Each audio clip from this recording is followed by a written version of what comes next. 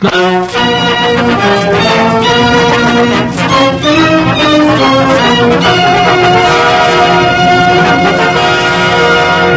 Cavalcade of America, presented by DuPont, maker of better things for better living through chemistry.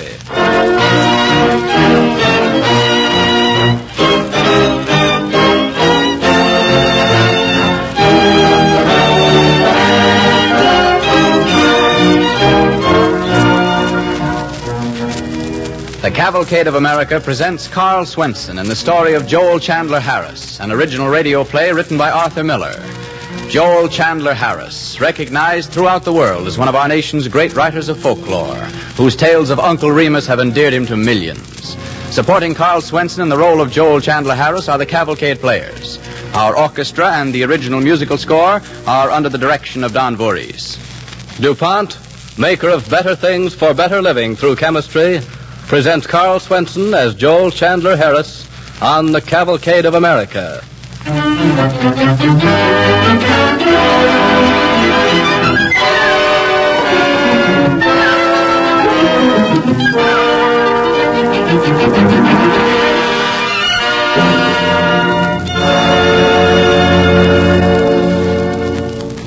A tar baby? You mean Brer Fox made him a tar baby? Yes, sir. Made him out of tar and turpentine. And then he took this here tar baby and he sot her on the big road. He put her on the road, Uncle Terrell? Yeah, and then you see he snuck off in the bushes and he wait. But not long, 'cause by and by here come Br'er Rabbit, pacing down the road, lippity, clippity, clippity, lippity. And he spied the tar baby, didn't he? Yeah, and he fotch up on his behind legs like he was astonished. "Morning," says he to the tar baby. "Nice weather this morning," says he. And the fox still hiding, huh? Yes, sir, right in the bushes. Well, tar baby ain't saying nothing. So Br'er Rabbit, he say, "Is you deep? 'Cause if you is, I can holler louder," says he. Tar baby stay still, and Br'er Fox, he lay low. You is stuck up, that's what you is," says Br'er Rabbit. "I'm going to learn you how to talk to spectable folks if it's the last act," says he. And blip, Br'er Rabbit took her side of the head, and his fist stuck. Can't pull loose. Not at all, Uncle Terrell? And Br'er Fox, he lay low. Then Br'er Rabbit, he fotched the tar baby a wipe with the other hand. And that stuck? Yeah, 2 hands stuck. And then he butted, and his head got stuck. Oh, Brer Fox got him now. He got him. Wait up now. Br'er Fox, he sauntered forth looking just as innocent as one of your mockingbirds. "Howdy, Br'er Rabbit," said Br'er Fox. "You're looking sort of stuck up this morning." And then he rolled on the ground and laughed till he couldn't laugh no more. Then he ate up Brer Rabbit, didn't he?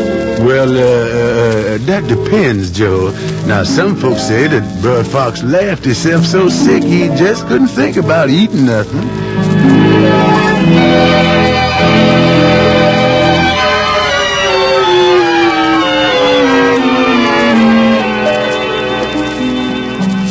That boy listening was Joel Chandler Harris. In the shadow of that old slave's cabin, he spent his childhood listening to the strange adventures of Brer Rabbit. And when he grew older, Joe took a job on the plantation helping Mr. Turner, the owner, who published a country newspaper on the premises. But always he was drawn back to Uncle Terrell, and together they'd pass the afternoons talking or following the trails in the woods nearby. Oh, look what you did now, Terrell. You scared him off. Oh, that don't look like no bar cub to me. Look to me like a plain little old pussycat. Shh. Listen to that. What that? Those birds. Oh, them finches. They all this talking. Talking? Yeah, well, don't laugh now. When the sun come out nice and warm, finches is the talkingest birds. Terrell, you know what you never told me? What that I ain't never tell you? Did you make up all the stories about Brer Rabbit and Brer Fox and the rest? Me? Lord, no. Them stories is before my daddy and before most folks was even born. Well, who made them up then? Well, how'd I know? Well, I know the fellow once that said that Brer Rabbit come over on the slaver ships from Africa, he said. But I wasn't there, so I ain't vouching for the liability of the count. Joe! Joey! Oh, I better get back to the house. I come in. see you later, Uncle. Yeah, you come on round to the cabin and we see what we can find out about what them birds is talking about. I'll be there. Yeah, all right. Bye.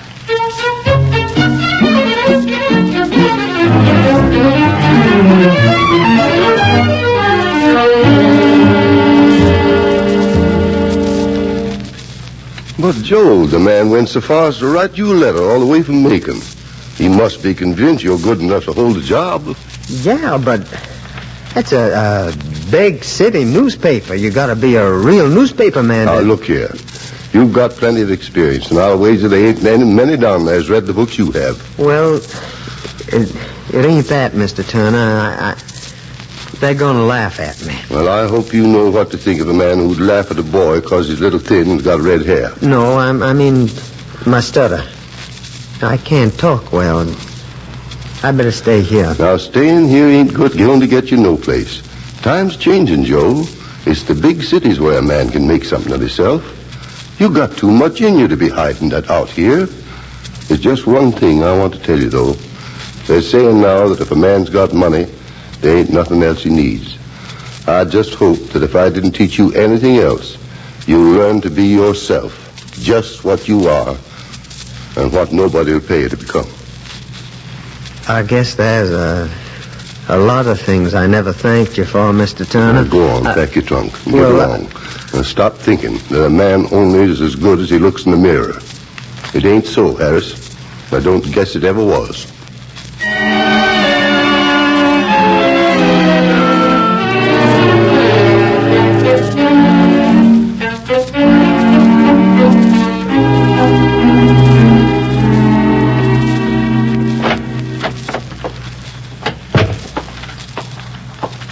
Why, Joe Harris, are you staying alone in the house again? Oh, I'm all right, Miss Stark. Just let me be. Well, what's the matter with you? Everybody in Macon's at the dance. Well, I just feel like sitting here, that's all. I pay my rent, don't I? I don't understand it. Your name known all over the South, a famous newspaper man, and what you do but sit shut up by yourself. Yeah, I guess it sounds all simple and stupid. But maybe you can tell me how being famous helps any when you got red hair and when you talk like a cricket and you look like a fence post. Did Essie turn you down, Joe? No. She didn't get a chance to because I didn't ask her. Oh, you said you were going to. You've been saying that for 3 years, in fact. Well, I couldn't. I just couldn't get myself up to do it. Then why not go over now? Right now. Well, she's gone back to Canada. She left this afternoon. Oh, Joe, you're poor. No, I ain't a poor nothing. I'm a fool. That's what I am. Essie loves me. I know. I mean, I bet she does. Everybody knows she does. Well, sure. Here I've been sitting around for 3 years, eating out my heart for her and living right next door. Now, who ever heard of such a thing? That's the way to talk. You go to Canada. Sure, I'll write her a letter. Oh, Joe, that's no way to propose. Why, you No. won't... I couldn't ask her straight up to her face. I just can't do that. I know the trouble with you. You never practiced how to meet people. It's something you got to learn, just like writing or No, reading. I just wasn't meant to be seen. That's all there is to it. Joe, let me teach you. Oh, well, that's visitors for you. I better go upstairs. Here's your chance. They're two lovely young ladies. Let me out. Joe, people want to No. see you. They're all talking about you. Let me through that door, Mrs. You can't Starr. get out without passing the front door now, and I'm going to open No, it. let me go upstairs, No, you're going to please. meet these girls. No. Joe, come away from that window. Joe! Oh, Lord, he's gone and jumped clear down to the wall.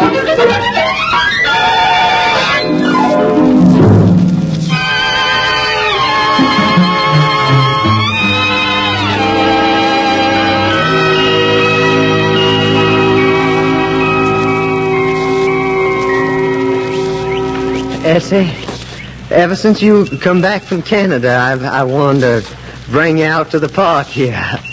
You like it? It's very nice, Joe. Yeah. Now, I never thought there'd be so many birds in Savannah. There's probably even more than you've seen. Yeah, and the grass. Isn't the grass? Uh-huh. Yes, Joe. Yeah. Oh, then you know, Essie? Know what, Joe? Well, what I'm trying to... Yeah. You know what I did my first day here in Savannah? I ran for a trolley car. Everybody turned around to see a man running in Savannah, especially for a trolley, you know. Essie. Yes, Joe? Now, I'm making $40 a week. That's a lot of money, isn't it? Well, it's just about twice what I need, see? That is for myself alone. Well, we'll just have to figure out how you can spend more. Oh, Essie, I know I look like a fence post. Oh, Joe. And you're so pretty I could cry tears. Joe, in the park. Look, I just feel that I can say it now, Essie. Please let me. I don't have the slightest idea what Essie, I love you. I'm glad, Joe. Well, you don't mean that you kind of like me, Essie? Kinda. Essie, now, I know I ain't much, but my stuff is being reprinted all over the country now, and a lot of people think I'm going to turn into a kind of a writer someday. And I was sort of thinking that it wasn't too selfish of me to ask you to marry me. All right, Joe. Essie. Joe, we're in the park. Essie, I did it.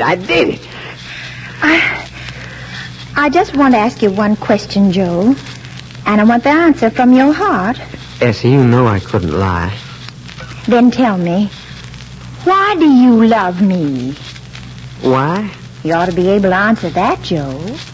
Well, principally because I can't help it.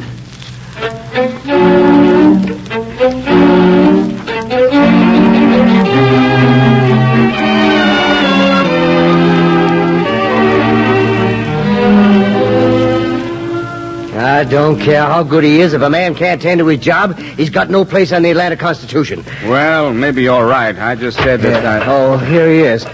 Sit down, Harris. Oh, thank you. Harris is the third day hand running that Sam Small ain't showed up here to write his Uncle Si column. Everybody and his mother's writing in asking, where is Uncle Si? We've just got to have an Uncle Si column for tomorrow's paper. Oh, well, I could go look for Sam. He's usually over at the... No, Joe, no. I want you to write it. Me? Oh. No, I'm only a newspaper man. Sam Small is a writer. You're a writer, Joe. Unless I'm a bigger fool than I think I am, there ain't a better writer in the South today. Well, that's not the point. See, I'm all right at a short paragraph and at editorial page jokes, but this needs a story maker, an artist. Well, why can't you write stories, Joe?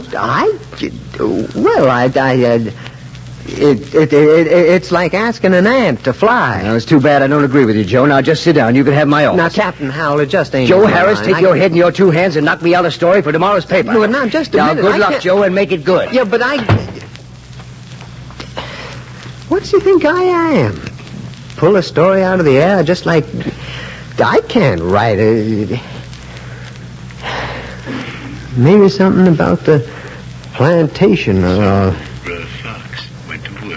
Got him some tar and mix it with some turpentine. Fix up a contraption, what he called a tar baby. And he tucked this here tar baby and slid her on the big road. Maybe Brother Rabbit. Then Brother Fox lay off in the bushes and he waited. But not long, cause by and by, here come Brother Rabbit. Pacing down the road. Once there was an old man, and his name was Uncle Remus. And he liked to sit with a little boy eating hoe cakes around an old Dutch stove.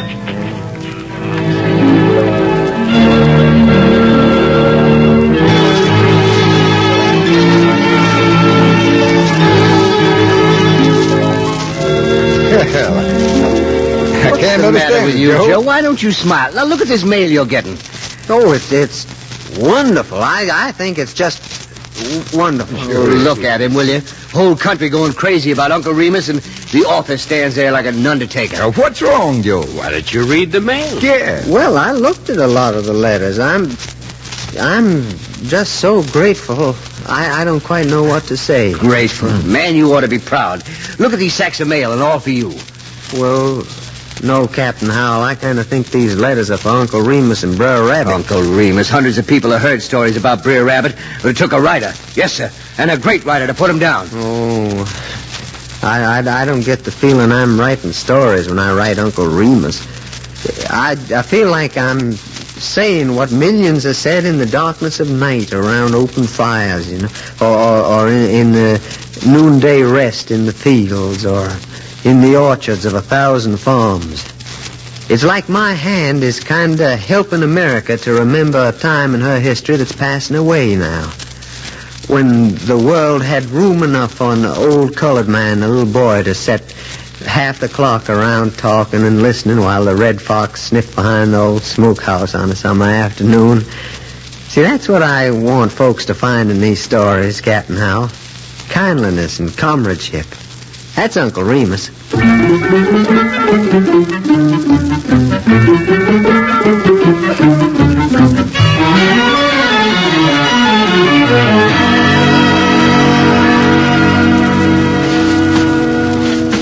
All right, now, Mamie, we've got to clean house before Mr. Harris gets home. Better come here and help me get this furniture out into the hall. Mr. Harris ain't going to like moving the furniture. Dad man's terrible against spring cleaning. Now, hurry and let's get it out before it comes back from the post office. Now, easy. Watch that corner. Gotcha. Oh, Joe!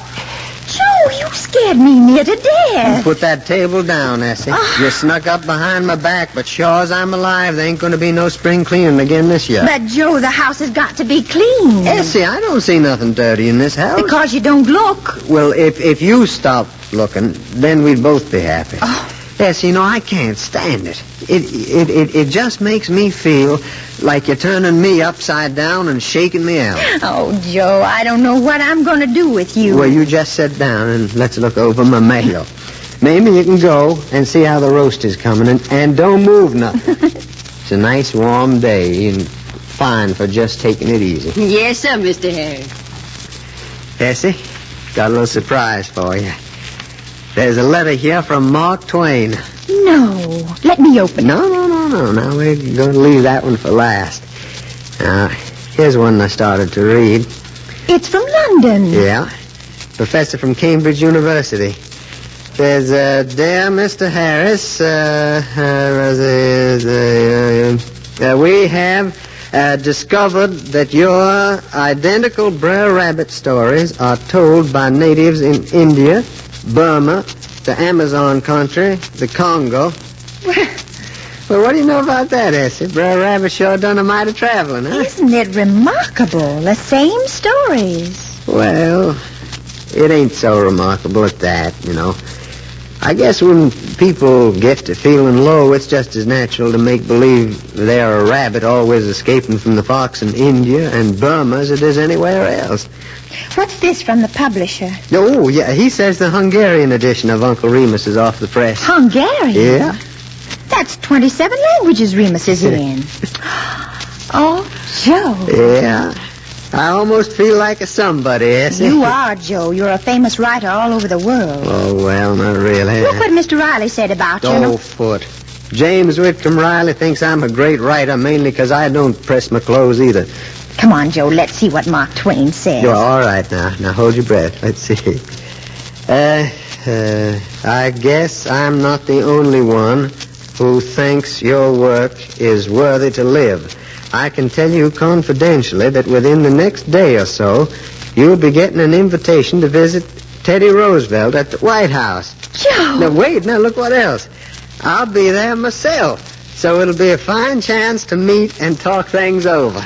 Joe, you're going. Yeah. Oh, I can see in your face you don't want to go. Well, now, look. Look, nothing. All your life you shied away from coming out and showing yourself. Why, you're famous, Joe. You're an important man. Yes, you're crying. Well, I want you to take your honors, Joe. So many do that don't deserve them. Well, I got my honors, Essie. Uncle Remus is making kids laugh all over the world. That's enough for one man. And anyway, I don't feel at home with famous men, literary men. Ain't it good enough knowing that they invited me? Joe, if you don't go, I'm never going to speak to you. Oh, now, Essie, don't talk. And I'm starting spring cleaning this minute. No, Essie, it takes 10 years off my life. Maybe? No, all right, I'm going to Washington, and if you ain't finished tearing the house apart when I get back, I'll burn it down over the both of us.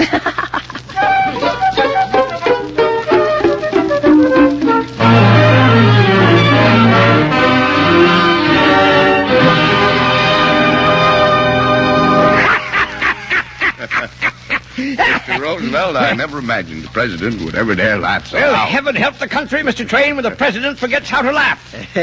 Yeah, and heaven help the president when the country forgets how to laugh. Mr. Harris, we've been beating around the bush all evening, so I think it's time I got to the point. I want you to do me a favor. Oh, well, you know, anytime I can help out the president, and I got the time to spare, of course. I want you to tell me a Brer Rabbit story. Oh, now. I mean just the way they ought to be told. You know, when you read them, it's not the same as hearing them spoken, with all the richness of the dialect. Come on now, Harris, tell me the one, say, about how Brer Rabbit milked the cow. Well, go ahead, Joe. First thing you know, you'll be raising your taxes. What in the world is that? Come here to the window, Mr. Harris. Huh? My, the whole lawn is covered with children. Yes, they're calling for you, Mr. Harris. Oh, I can't go out there. But you've got to say hello to them. Go on, Harris. You're the best friend some of them ever had. You're like a god to them. They've been brought up with Brer Rabbit in their cradles. Yeah, but see, they'll be disappointed, no. They'll be expecting to see some kind of a great man or something. Oh, nonsense. They know you just as I know you. Not having seen a man's face and his hair, heard his voice, doesn't mean you can't know him. Go on. You're old friends. Take him to the door, Mr. Twain. Oh, why didn't anybody tell him I was here?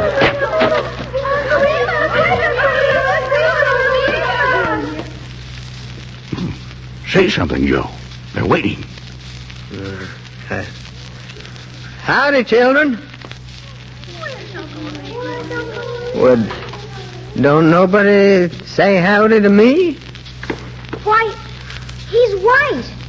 You ain't Uncle Remus. Where's Uncle Remus? All right, children. All right. Sure can't slip nothing over on you, can I? Well, Uncle Remus is down in Georgia, just where he always was. And I'll be sure to tell him that you asked after him, and I'm sure that he sends you his most kindly regards. I'm sorry, Joe. Ain't that funny? I wasn't nothing to him. Oh, that's not true, Mr. Harris. Yeah, it is, Mr. President. I might just as well been a streetcar conductor coming out there. It's Uncle Remus they know, and it's Uncle Remus they love. Why are you smiling, Mr. Harris? Well, Mr. President, I just realized that I finally got what I wanted. You know, in all my work, from beginning to end, I've been saying one thing. America has got to remember her roots, the plain people. She must never forget good neighborliness, because this is more than a country, you know. It is the hope and the vision of all the people in the world. And I tried to say that in the heart of my stories, and it looks now like the people have understood so well and made it so much their own that Joel Chandler Harris has been dropped like a husk. You mustn't feel that way, Joe. No, I see now. That's what I wanted. See, I listened to the people, and I told them what I heard. And then they given me back enough. There's only one thing that I seem to see before me now. The smiling faces of thousands of children. Some young and fresh, and some wearing the friendly marks of age. And I seem to hear a voice above all the rest saying, "You made some of us happy, Joe Harris." You've written Uncle Remus into history, Mr. Harris. Yeah. I guess I kind of wrote myself out of it.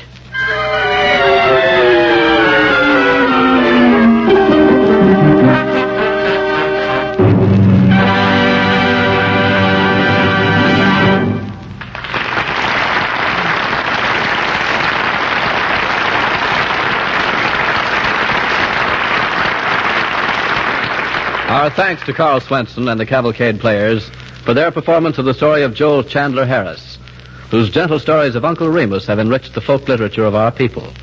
While to millions of readers all over the world, the popularity of this American author is exceeded only by the Bible, Shakespeare, and Pilgrim's Progress. And now the star of next week's program, Edwin Jerome of the Cavalcade Players. I doubt if many of us know that the first time anybody ever flew in this country was during the 18th century. George Washington and Benjamin Franklin knew about it. In fact, they expressed themselves keenly about the future of American aviation as far back as 1796. This unusually astonishing story, Cavalcade brings you next week in a play about a man, Jean-Pierre Blanchard, and his balloon. We hope you'll join us a week from tonight for his story on the Cavalcade of America.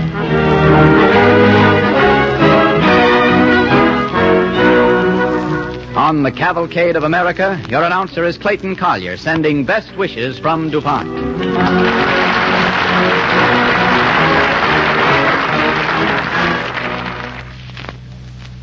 This is the National Broadcasting Company.